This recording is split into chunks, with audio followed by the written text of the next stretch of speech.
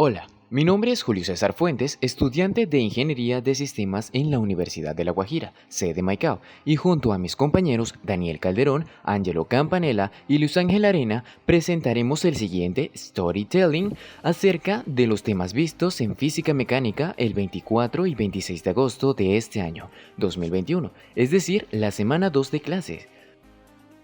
Magnitudes vectoriales y escalares.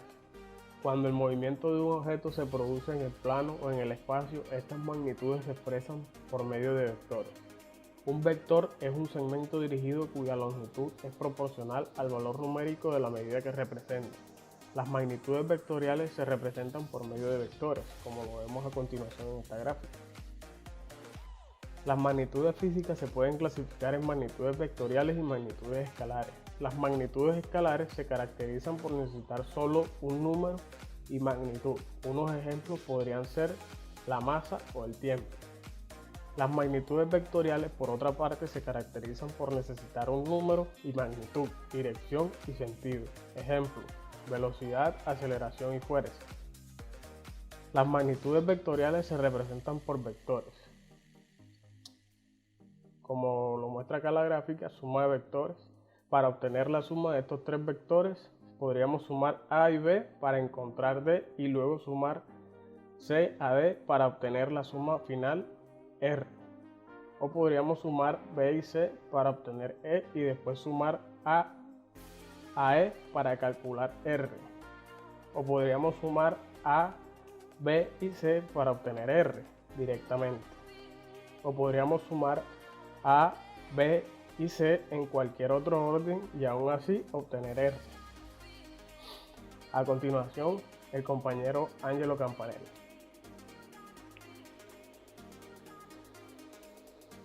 Las coordenadas polares o sistema de coordenadas polares son un sistema de coordenadas bidimensional en el que cada punto del plano se determina por una distancia y un ángulo.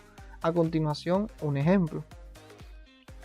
Las coordenadas cartesianas de un punto en el plano XY son menos 3.50 y menos 2.50.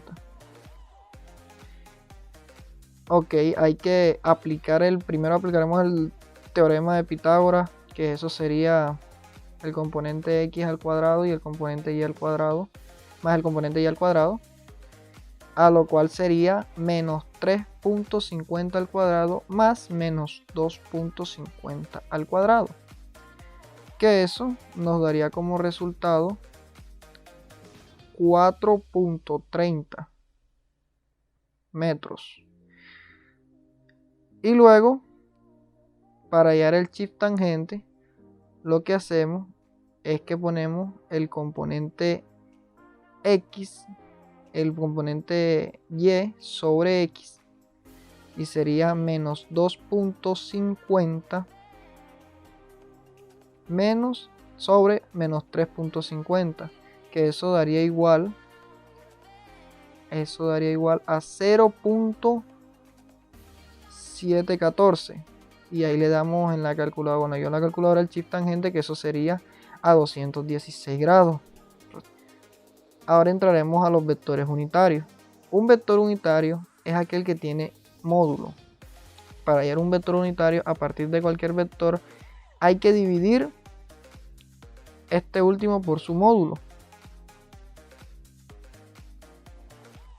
Un vector unitario puede emplearse para definir el sentido positivo de cualquier eje. Así los ejes cartesianos x, y, z se emplean en los vectores y, j, k. Como lo veremos a continuación, estos son los vectores unitarios para los ejes cartesianos. Del mismo modo, pueden definirse un vector tangente y un vector perpendicular a una curva en cada punto, o un vector unitario en las direcciones radial y angular. Con ayuda de estos vectores unitarios puede expresarse un vector cualquiera en función de sus vectores constituyentes. Y a continuación lo dejaremos con el compañero Luis Ángel Arenas. Producto punto y producto cruz. El producto punto El producto punto producto escalar de dos vectores es una operación que da como resultado un número real. Hay distintas formas de definir esta operación. Una de ellas es por medio de multiplicar el producto de los módulos de los vectores por el coseno del ángulo que lo forman. Sin embargo, la forma más común de definir el producto punto no es esa, sino por medio de la suma de los productos de sus respectivas coordenadas. Ejemplo, hallar el producto punto de dos vectores cuyas coordenadas son las siguientes. Como vemos en la imagen, se encuentra el vector v y el vector u. En el vector v encontramos los elementos 1, 1 medio y 3. Y en el vector u encontramos al 4, al menos 4 y el 1. Aplicando a la definición tenemos a v por u, que es igual a los elementos del vector v por los elementos del vector u, que eso sería igual, teniendo en cuenta el orden de los elementos, a 1 por 4 más 1 medio por menos 4 más 3 por 1, que es igual a 4 menos 2 más 3, que sería igual a 5. El producto cruz.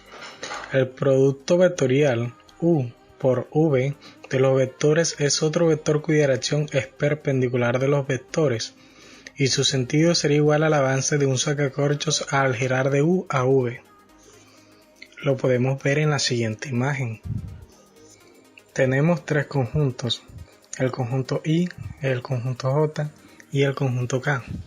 Los elementos del conjunto I son el 1 y el menos 1, los de J son el 2 y el 1, y los de K son 3 y 2.